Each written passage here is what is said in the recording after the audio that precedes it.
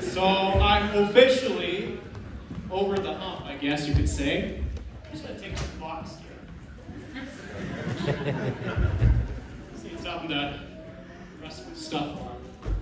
So, yeah, 31. Over the hump. I made it. 30 was a good year. Really good year. That's how I found the bride that year. Amen. Or they found me. However you want to put it. Who wants to be a Christian, eh? Is anyone happy to be a Christian? Amen. Amen. You know, there's no drinks, no liquor, no booze in this room. That's a testimony. Yes. Everyone else is getting drunk and on drugs and strung out tonight. We're all gathered together as a family. Amen. I think that is a testimony right there. Amen. And I'm so proud to say that there's some good men and women here that wherever you go, it's just family, right? I felt so welcome being a part of this family, being a part of this bride. So, I'm Brother Marshall Barrett, all right? So, if you forget, it's spelled like Marshall Amps, and Barrett like Barrett rifles. So, I mean, I don't have a bunch of pictures, but I would, pass it all out like Brother John Andrews there, but, Can everyone hear me okay? Is this good? Like, right there? Yeah. Because I can kind of move around a bit. So, I want to be like a little bit engaging, so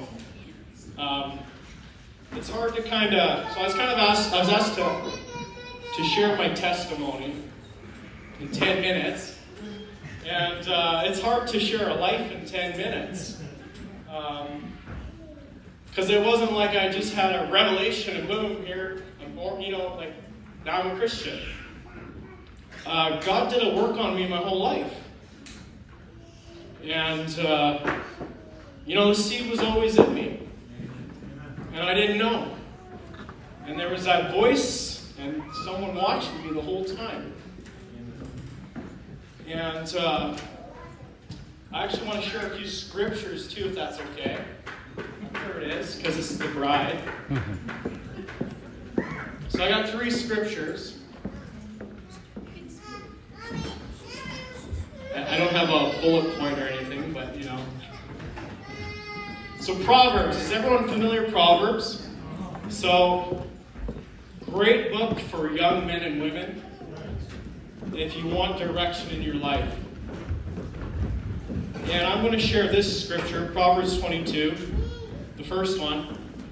Train up a child in the way he should go, and when he is old, he will not depart from it.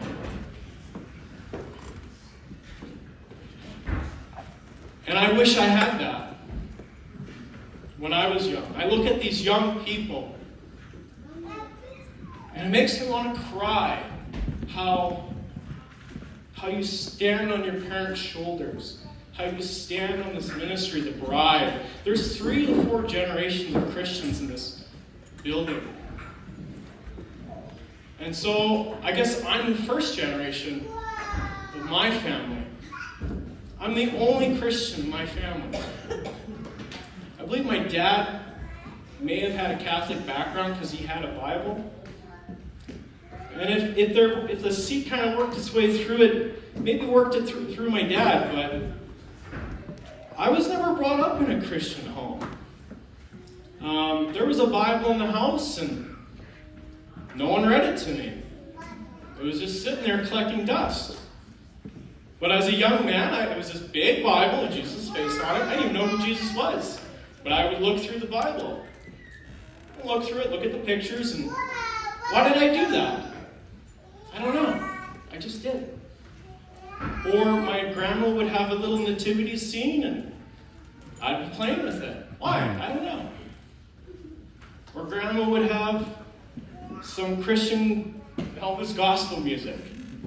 I know it's Elvis, but it caught my ear. Just something, why? Because it's the seed in me, right? He was guiding me all the way. But I didn't know that. When I was young, I always talked to myself all the time. I was never really allowed to play with children. My grandparents were very protective. I'm kind of jumping ahead here, but I lost my parents when I was young. I lost my parents when I was the age of 2. And 2 tragedies. It's quite unfortunate. But you know what? I'm grateful. I know it sounds kind of weird. I'm grateful for everything God's put me through. Because it forges your character. It shows you who you really are. Like God will put you through things, and it'll show you what kind of man you are. Because I could have just blamed everyone for everything, and I did. But I rose out of it. I had grandparents that took me in, and I'm grateful for that, because in today's world, I don't think most people would do that. They would just throw me in adoption. And I'm grateful for that. I'm grateful for all the things that have happened to me, even though they were trials. I grew up in a home that didn't have a lot of love at all.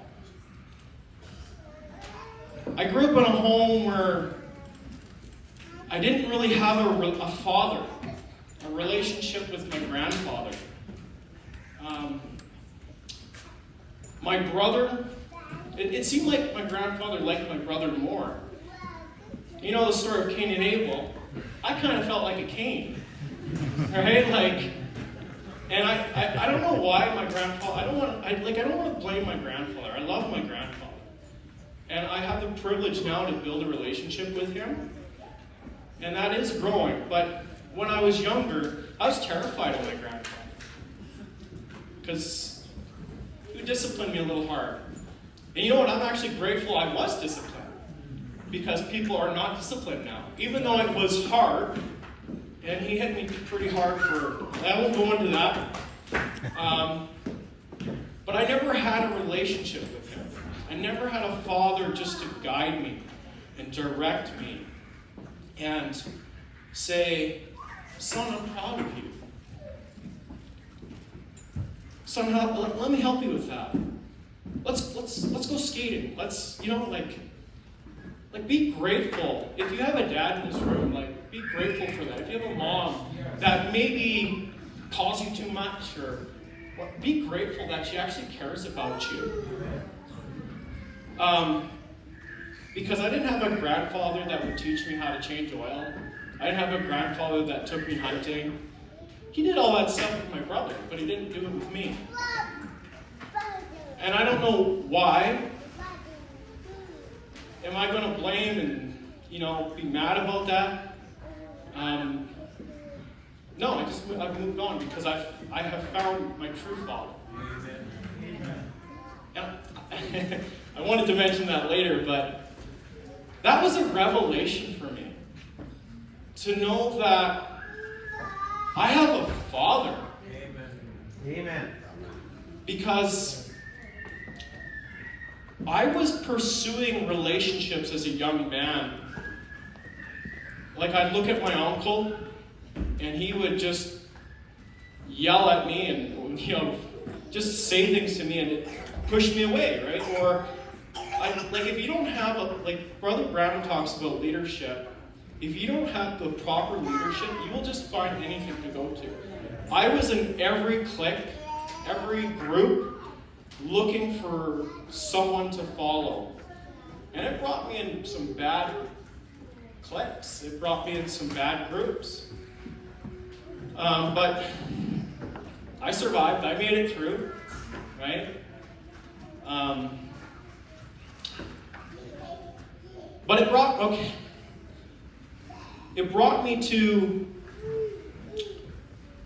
a pretty bad time in my teenage years. And so I was hanging out with the wrong crowd. I was hanging out This is when I started drinking and smoking marijuana, and I was dressed like a punk. I had blue hair. I had chains on my wrists. I hung out with the skaters, and I would say that was probably one of the worst times of my life, because I rebelled, because I wasn't allowed to do things. I wasn't allowed to have friends. I wasn't allowed to go to a birthday party. And so I just decided as a young man to do what I want. You know? And I had one night my uncle decided he was going to straighten me out. And it got pretty violent that night. Like, violent. I won't go into it. But that night I was traumatized. I was screaming at the top of my lungs, because I'd always go and talk to myself, but I was yelling out to God, or this voice, something. And the next day, I remember walking with that cloud, and I was walking home, and I had such a cloud. This is the first time this voice ever started to speak to me, because I knew there was something, but I didn't know what it was. And I remember walking home, and I was so depressed. And the voice spoke to me. And it was like, "Who are you, Marshall?" And I looked at my wrists with my chains, dressed as a punk, and I was like, "I don't know. Who am I? I don't know who I am." And I went home. This is how I know God spoke to me. I went home, and I took off those chains, and I changed my clothes, and I went a different direction. That voice, do you listen to it? It's there. And I didn't even know. I didn't even know that it was God. I didn't know it was Christ. That voice, to date, specifically where I've had like a 180 turn, has spoken to me about 3 times.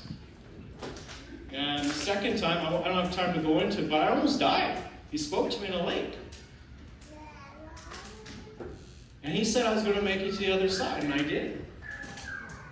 I almost drowned in the middle of the lake, but I had faith that I was going to make it. And he did save me. Why? I don't know. I didn't know at that time, but I knew, okay, my life must mean something.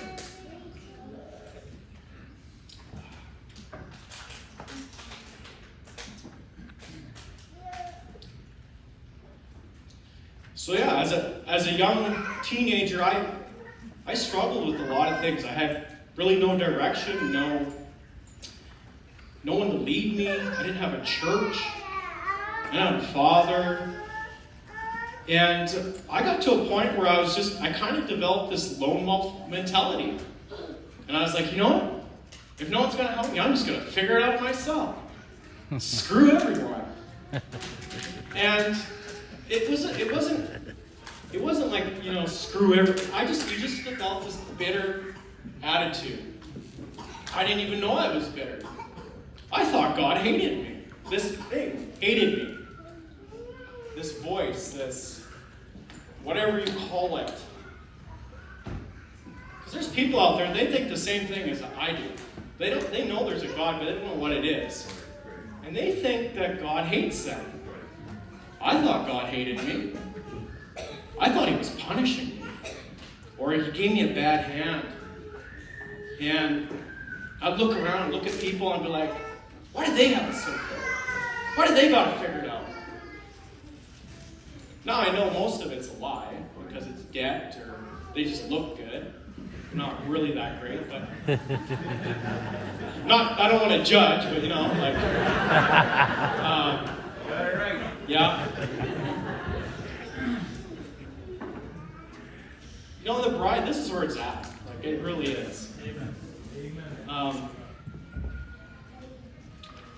like as a young man, I struggled. I struggled just forging my own path. I mean, realistically, I just wanted to own a home, get married, and do the basics, right? But I couldn't seem to figure it out. I was just struggling. Like every relationship I started, it was just horrible. And then I found a good girl, and I messed it up. It felt like it was all me, even though I tried to do the things that was right. And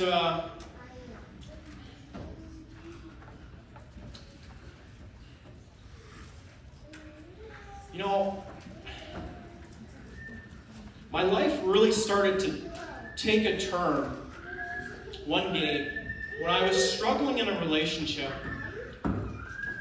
And I started getting this mentality of, you know what, screw the world, like my bitterness. I'm going to get rid of my phone and I'm just going to hide off in the woods. And kind of sounds like Brother Branham, actually. That's how I felt. And I decided actually one day I was just going to have a me day, and I didn't have my phone with me. And I remember walking in the Sherwood Park Mall and walking in the middle of Chapters, and this voice came to me again. And it was like, it stopped me right in Chapters. This is what I mean, the voice. And it said, go look at your book today. Okay. I literally went this way to my book. I stopped in the middle of Chapters and my book was right there. I walked to that book, opened it up. It was just a Go Travel Ireland book. That's all it was. It wasn't it, but I opened that book and it was like, man, I'd love to do this. I wish I could just go to Ireland right now. That's where John and Max are. That's where I'm going in the future. Just saying, there's a little nugget. There's a little tip. Sorry, my voice is.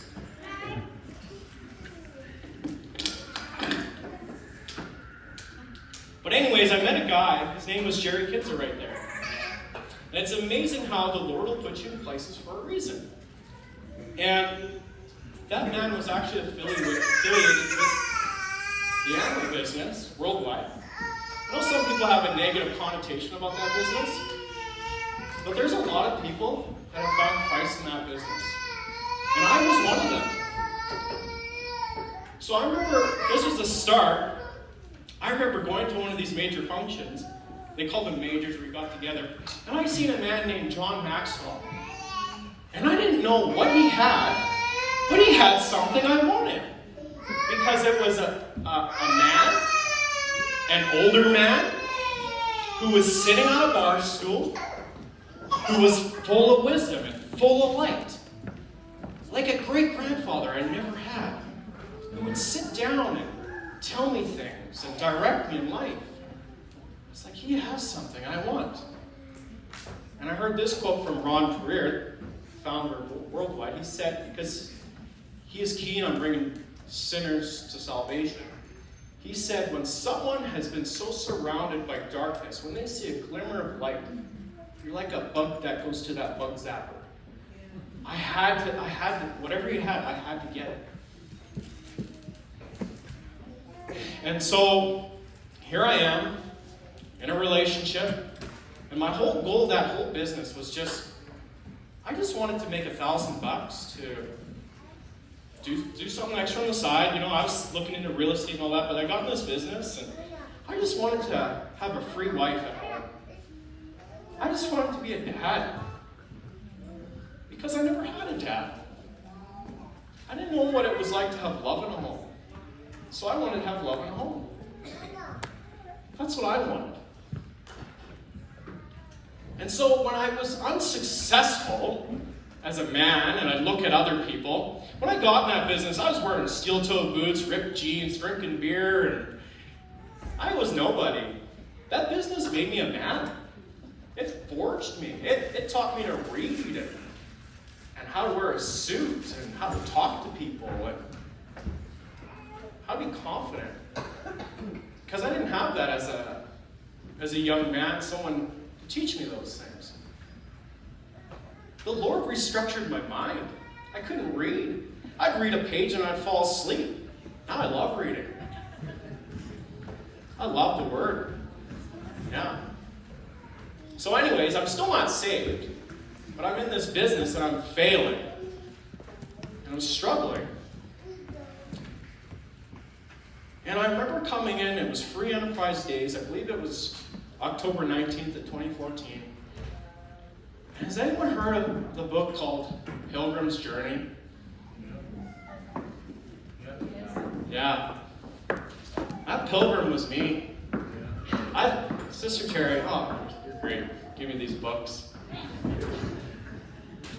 Anyways, I walked in there. I had such a burden that rally, that function, that Sunday, because they had Sunday non-denominational services. And I was like, what's wrong with me? Why am I such a screw up? Why can't I figure this thing out? This thing called life? What do they have that I don't have? And I was ready. You know, sometimes people find God on the way up. I always found him on the way down. Because he had to break me. He had to open my heart. I think that's why I just have such a fire for the Lord. Because he's been so real in my life. He's come to me when I needed him. And I remember coming in. I had this weight on me. It was like I had chains holding me back, like physical chains. Because everything I touched, I screwed it up. And I don't know, they played this video. It wasn't anything great. It was just with the Twin Towers and God was talking. But God was talking to me in this video. And he was just with people.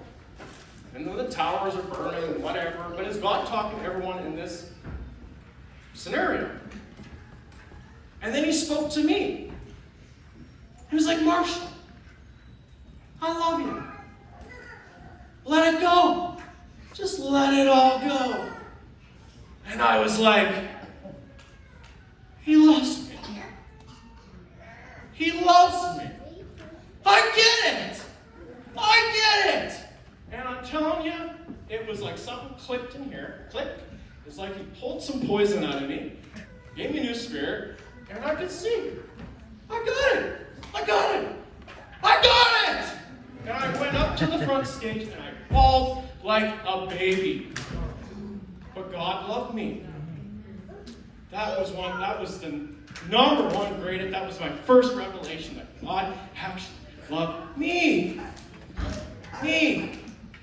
And he loves you. And you. And the person you hate. He loves everyone. He does. That was another revelation. He loves everyone. But I didn't know who Christ was. I just knew God loved me.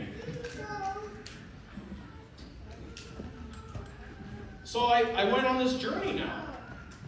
And, man, when you're a sinner, it's a fight. He'll stretch you and he'll forge you as a Christian, as a man, as a woman. It was like I was talking about, like, start building me as a man, start learning how to wear suits, learn how to tie my tie, and learn how to read, because I fall asleep. I bought the John C. Maxwell Leadership Bible. Didn't read it for 6 months. Then I figured, oh, maybe I should read this thing. And I made it through the first 5 books. And that will test you as a Christian. I think that takes most people out. True Christians read on. It took me a year to read those first 5 books. And then I figured, maybe I should start going to church. Okay. So I drove around and then I decided to go to this one church. It was called Beverly Alliance Church. I went, okay, I'll go to this church. And I walked up the steps and some guy came out and he shook my feet. I'm telling you, He seen me. He opened the doors. And he went like this. And he's like, brother, welcome. Welcome. Come in there. I sat down. Wooden seats. Welcome. I think I'll stay. Maybe that's why I love the wooden seats. It's like home.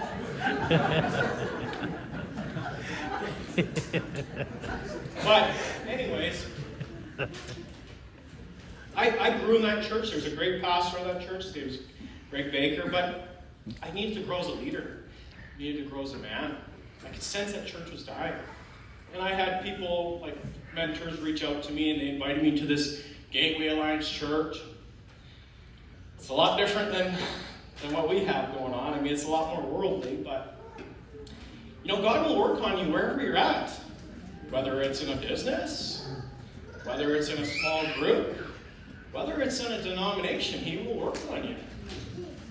And I needed to be there. Like, I went through some stuff. I had anger issues. I had rage problems. And I inherited that from my grandfather. And as a man, when you're not winning, that stuff comes out. And it was like a switch. It would just click, and I'd take it out on my dog.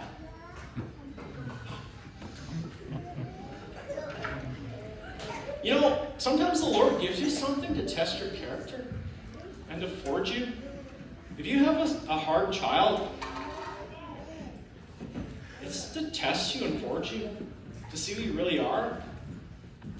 And I know this dog was given to me because I didn't even want the dog. I was in a relationship that kind of talked me into it.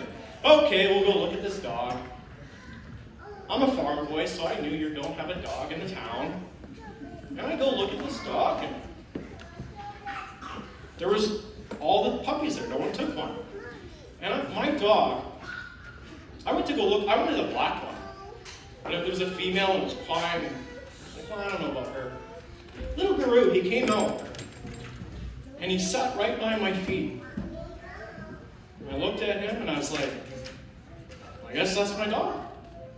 The Lord picked that dog for me to help me grow. I've never had a creature love me so much like this dog, who loved me unconditionally, even though I was mean. We'll just say that.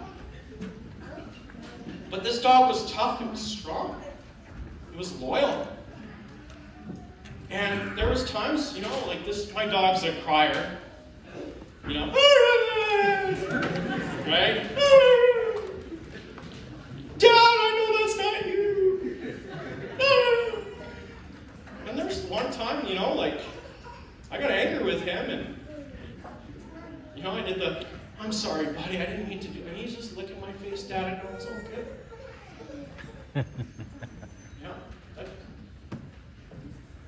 For an animal to love you that much, and be loyal, and just imagine the love of Christ dying on a cross.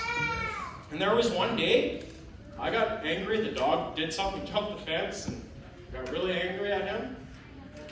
I hit him harder than I should have. And I remember driving this truck, my work truck, my Amazon truck, and there was just a song playing. It was I'm Redeemed, but man, the Lord was speaking me through that song. And I just got a vision of Christ getting whipped on a cross, getting lashed. I bawled like a baby. And he was like, I took this so you don't have to. I don't know, he forges you by those little experiences. And I mean, there's many stories that I could say. I'm way over my 10. But probably, I don't know what time it is. But,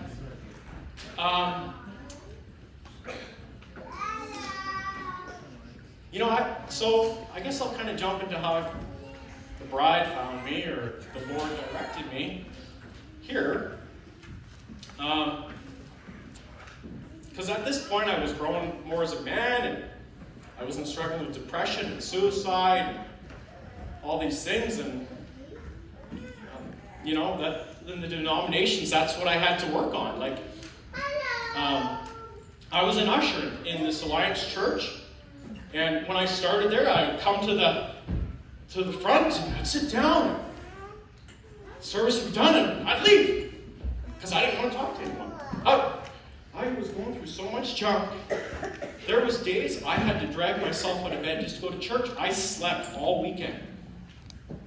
There was some services in there where Pastor Martin was like, you just got to brush your teeth some days. And that's what you got to get out of bed. Because I'm telling you, that devil, he would keep you there. Say, you're worth nothing. You're garbage. You don't deserve to get up. Just sleep. I didn't have the strength to even get out of bed. I struggled with self-image most of my life. But God rose me out of that. Christ did. I eventually learned who Christ was, right? As a Christian, it's weird. I never really got denominations. When I first became a Christian, I was like, aren't we all Christians? What's a denomination? I hadn't even learned what a Muslim word was. I thought we were all the same. Right? It was weird. Like, that's how little I knew about Christianity and everything. But at this point, I grew as a man, and I'm in the Alliance Church, and I was an usher, I was volunteering, I was shaking people's hands. God bless you. God bless you, sister. God bless you, brother. And I'm in that church, and it was weird because the ladies would come in with skirts, and I'd always be like, you ladies are nice with skirts. And it was weird, little things like that, where I was like, why don't people dress like they did back in the 60s? What happened? There's lots of people I've had this conversation with. What's happened? And then you look at these, Billy Graham and all the tent meetings and how Christ moved back in the 60s. It's what happened? Now I know because I'm in the bride. It revealed it to me. But as I grew as a Christian, I read the Bible, and I started seeing how the Bible was structured, and then I started looking around, and why doesn't he have a Bible? Why doesn't the pastor have a Bible? Okay. And then I started listening to this Adrian Rogers teaching, and then I started listening to things from the pastor, and he started making me doubt the word. He started making me think that it was just, I don't know, it just wasn't real. And there's multiple times the devil would test me. I had a friend that said, because I was saying, the devil. He's like, the devil's not real. And I remember being in my truck and being like, well, if the devil's not real, then God's not real. You'll fight these battles. And I was like, no. If God's real, the devil must be real. No, don't you dare try and take him from God. Right?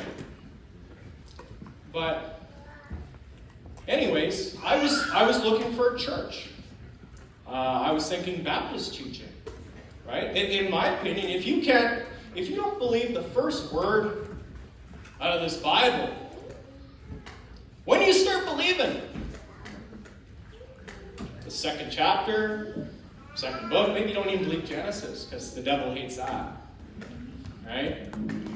A lot of people don't even believe Genesis. But I believe the whole Bible. When I read it, it was like, this is reality. This is truth. This is my history. This is who I am. Wow! Right? So like I said, I was looking. And I actually want to share another scripture. I was supposed to share it a while ago. Everyone heard the scripture of the pearl?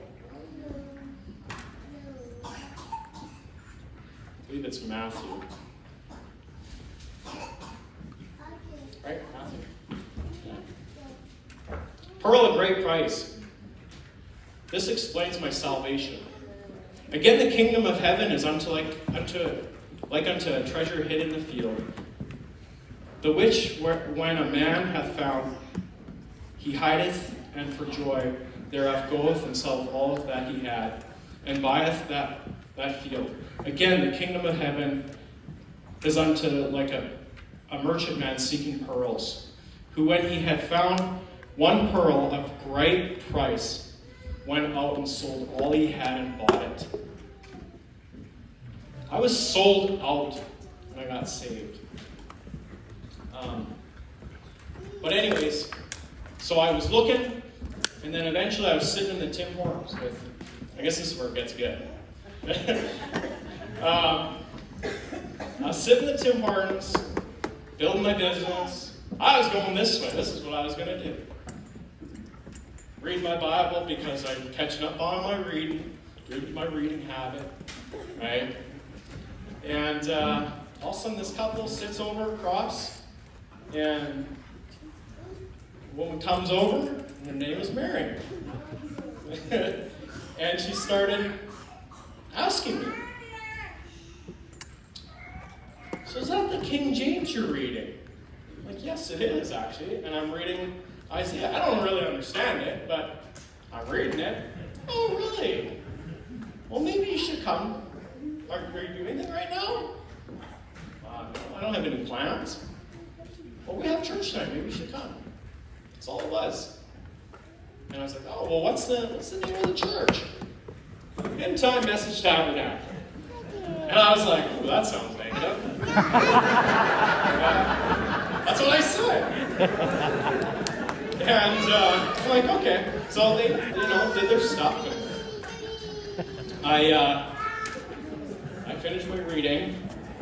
They laughed, and I was like, got my car, and I was like, what I got to lose? I'll go check this End Time Message. Anyways, came in there and seen Brother Jacob. Hey, brother, you made it! Shakes my hand. Yes, made it. Okay. Then I come in there and, you go through those glass doors and it was different. Trust me. Because the church I came from, there's smoke and guitars and, oh boy. Okay, so not disturb someone here. I'll just sit down in the front because I'm a front row guy. All right. Anyways, I'm telling you, music started playing, worship started going. Sister Terry was playing, young people were playing, and I almost broke down and wept because it was God in simplicity. There was no big shots there. Just God's humble people, simple people. Just come and worship. Here I am trying to be this business guy. I'm a nobody. I'm just Marshall. Right? If I'm blessed with that, I always want to be, I don't ever want to, the more you grow in Christ, the less you want to be. Right? It's all Him. Right? When I was in that business, people would be like, geez, if it wasn't for Worldwide, I don't know what I'd do. And it was one of those things I was like, if it wasn't for Christ, I don't know what I would do. Right? Anyways, love that business, but when you grow in the bride, when you realize you're the bride, it was just, I had to change. Something had to change. It just wasn't. But anyways, I came in that church and worship finished, and I was overwhelmed because it was just an experience I've never experienced before. It was like I was home. Like, just something was odd about this church. And I leave, and all the young people are excited and happy, and because I'm the new guy, I guess. And then I seen Brother Branham's picture, and I was like, oh no, not this guy. But something was different. Because, I heard of Brother Branham, but I just didn't necessarily see the fruit. And I guess I just didn't see when I was first shown, and I had to be in that church, and that's where God wanted me. And so, anyways, the young people invited me out to young people's, and I was like, yeah, I'll go. Like, that was amazing. That was the first time I heard preaching. It was Brother Moses preaching. And he was like, it's the absolute, right? And he was yelling at me. And I was like, this is awesome. Yeah. That's the first time I heard preaching. I've never heard preaching. They don't preach. They just teach and do some personal development stuff in churches now. I don't know what they do. But, as a sinner, and he was like, it spoke. I'm an eagle, right? So it spoke to me. Anyways, Brother Andrew, the young people are Brother Mark's house, Sister Hanifa's place, now that I know. Brother Andrew was preaching, and the young people were there, and they just started doing a sword drill. And they were looking through their book, and I was like, wow, these kids know the word. I can't even, figure out where that is. They were so quick. I was impressed. Then Brother Andrew got preaching. And I'm telling you, it blew me away. I felt like he preached for 3 hours, but I was so engaged. I was lit up. And I asked him after, and it's like, so how did you prepare for that? Like, how many notes did you have? He's like, well, I have this, and a couple little doodles on a paper, and, Acts 1 to Matthew this. What? Really? I could just sense he was anointed. Like, something was different. The word was alive. And I was like, this is real. This is like what church is supposed to be. And this is where I realized, the next scenario, where God had a plan. And I was just this little puppet. He put a hook in my mouth and said, Marshall, you're going over here. I don't care what you have going on. Like, you think you're in control. You're not. I'm sorry. Because I thought I was. I was going to go build a business and figure life out. I don't know. And anyways, went upstairs, and one of the sisters started talking to me. I think it was Sister Naomi. And she's like, I know you. You do? How do you know me? You know Cheryl and Lauren Roth, don't you? I'm like, I do. And I love them. And it was unfortunate how it just turned out. I was like, yeah, I do know them. And I'm like, I can prove it. So I whipped out my Bible that they gave to me that I treasured a lot.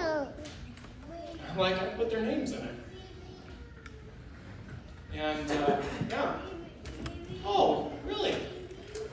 They're actually coming to this church now. I was like, really? So out of all the churches in Edmonton, I was thinking, this was like, whoa. I was thinking Baptist church. Maybe the Baptists got this figured out. And so that was my plan. And God's like, no, buddy, you're going over here. And I felt like he plopped me in that church. And that moment there was just to prove to me that I had to be there. To show me that I had to be there. God had something orchestrated to put me there. To put me where I belong. Because I was lost. And now I'm found. My position. I know where I truly belong now. This is home.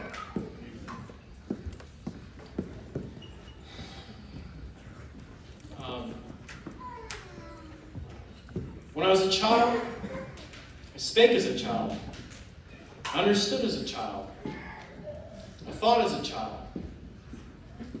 But when I became a man, I put away childish things. I love that scripture. And I love scriptures like that because, as a young man, I struggled being a man. Struggled growing up, And now I stand here and I'm part of the bride. Home. I'm waiting for my position. And I wouldn't be anywhere else. I wouldn't be with my old association. Love my family, but this is family. This is the family I'm going to see in eternity. Amen. We're all going to be the same age, and there's people I'm close to right now in the bride, but I love Brother John. Here's my picture. We're all going to be family. You else will get to know me, right? When I come up, I'm going to see Sister Terry playing guitar, right? Just singing away. So I don't really know how to end this, but I'm just glad to say that I'm here. Because I could be out there. I don't know if I'd be alive, to be honest. Just the struggles I had as a man. I probably would have been a homeless or something. I don't know, right? Because I was just giving up on life. It's amazing what God can do to just a rotten sinner like me. I'm tattooed up, I'm burned, I'm scarred. Don't matter. Right? I think that's my mission in life now, is just to talk to sinners. I had a quote that I wanted to share. It's the young people's on the young thing, but my phone kind of died. I don't know if anyone has a phone, but anyways. I kind of feel it in my heart to evangelize, so I don't know if that's my position, but because I came from the filth of this world, I think it's my job to forward that and look for the other seed that's out there. Because someone has to do it. And I see a position available, so why not? So, anyways, I love you all. Happy to be home. And let's enjoy the rest of the party, I guess.